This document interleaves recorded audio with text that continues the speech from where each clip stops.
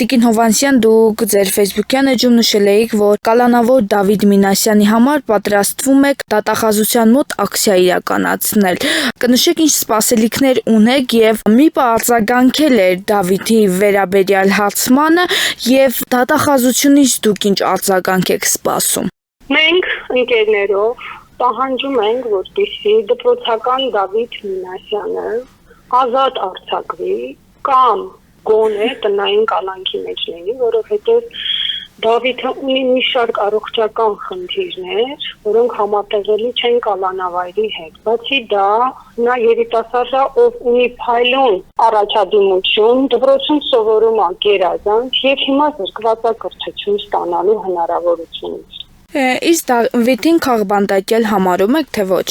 Նման հարցերին կպատասխանեմ վաղը։ Ամեն դեպքում ես իմ Facebook-յան հրապարակման մեջ նշել եմ, որ սա քաղաքական ակցիա չէ, այլ քաղաքացիական ակցիա։ Մենք չենք պատկանում ոչ մի կուսակցության, բայց ես համարում եմ, որ սա այո քաղաքական հարց է։ Իսկ ովքեր են ակցիայի մասնակիցները լինելու։ Մենք դրել ենք հրապարակում տարբեր սոցիալական հարթակներում եւ կոչ ենք արել, որպեսզի հասարակ եւ սրտացավ մարդիկ, ովքեր հաստ չեն այս ամեն ինչի հետ,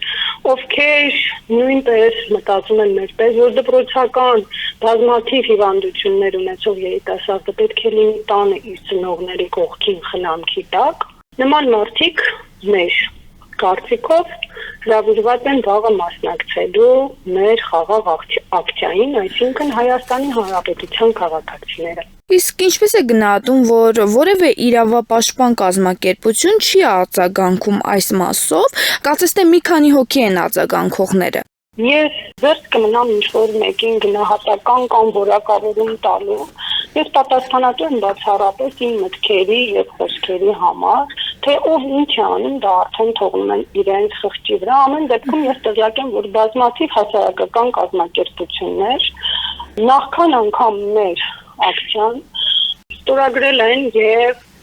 նույն կոչով հանդես են եկել, որ պետք է Դավիթը անհապաղ ազատ արձակվի։ Անա ջան, այս մասով մենք չունենք տուժող կողմ, Նիկոլ Փաշինյանը չի համարվել տուժող կողմ եւ կարծես թե տեսահոլովակները ամբողջությամբ չի քննվել, միայն մի կողմն է քննվել եւ անգամ Դավիթի մասով մի հատվածն է քննվում եւ այն հատվածը, որտեղ անվտանգության աշխատակիցն է խփում եւ արդյոք կռիվը հրահրվել է թե ոչ, դա չի քննվում։ Այս մասով ինչ կարծիք ունեք։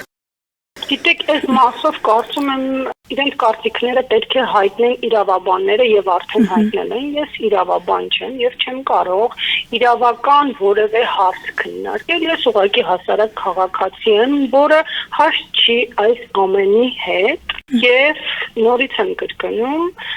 այդ մտքից ելնելով կազմակերպել եմ ընկերներիս հետ խաղաղ ակցիա։ ԿԳՄՍ նախարար Ժաննա Անդրեասյանը կարծես թե 3 պատասխանեց լրագրողների հարցերին, սակայն ասելով ինքը երաշխավոր կանգնի, որ Դավիթը դուրս գա եւ իր սովորելու իրավունքը վերականգնվի, նա քանի որ չի կարող գտնվել բանտային պայմաններում, անհամատեղելի է, պատասխանեց, որ քննվում է եւ 1 ամիս հետո նոր կարող են պատասխան տալ։ Ըստ ձեզ Դավիթը այդ ժամանակը ունի եւ նշում էր, որ բանտային պայմաններում կարող է կրթություն ստանալ։ Ելի ասեմ իմ սուբյեկտիվ կարծիքը, բնականաբար ես բժիշկ չեմ եւ չեմ կարող հստակ պատասխանել, բայց ելնելով Դավիթի վիճակից, որը բավականին բարդ է, ելնելով նրա բազմաթիվ առողջական խնդիրներից, ես ճիշտ չեմ համարում, որպեսզի 18 տարեկան դպրոցականը մնա կալանավայրում։ Չգիտեմ, թե 1 ամիս է ասել, թե ինչքան, բայց միանշանակ անթույլատրելի է, որ հիվանդ տղան 1 ամիս մնա կալանավայրում, չի կարելի։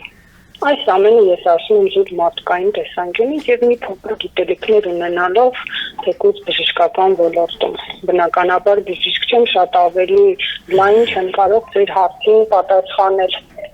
Տիկին Հովհաննիսյան, կուզեմ նշեք հիմնադրամը որևէ կապ ունի ակցիայի կազմակերպման հետ, թե ոչ, քանի որ մամուլում սկսվել է շրջանառվել տեղեկություն, որ հիմնադրամը կապ ունի։ Հիմնադրամը զբաղվում է բացառապես երեխաների, հիվանդ երեխաների առողջության հարցերով։ Ես Հայաստանի Հանրապետության քաղաքացի եմ։ Ես անհատ եմ, ով ունի իր անձնական կարծիքը եւ այս ամենը կազմակերպվում է այդ անձնական կարծիքի շնորհիվ, հա, ցանկացած մարդ, ով կփորձի հիմնադրամը խառնել այս ամենին, եթե իմ ուղղակի խոսքով չհամաձայն են հեռացնել հիմնադրամի անունը, ես արդեն կդիմեմ իրավաբանների եւ դատի կտամ տվյալ լրատվականների։ Հիմնադրամի անունը խնդրում եմ ոչ մտեղ չնշել, որովհետեւ հիմնադրամն առհասարակ կապ չունի։ Ես Աննա Հովհաննիսյանն եմ, մարդ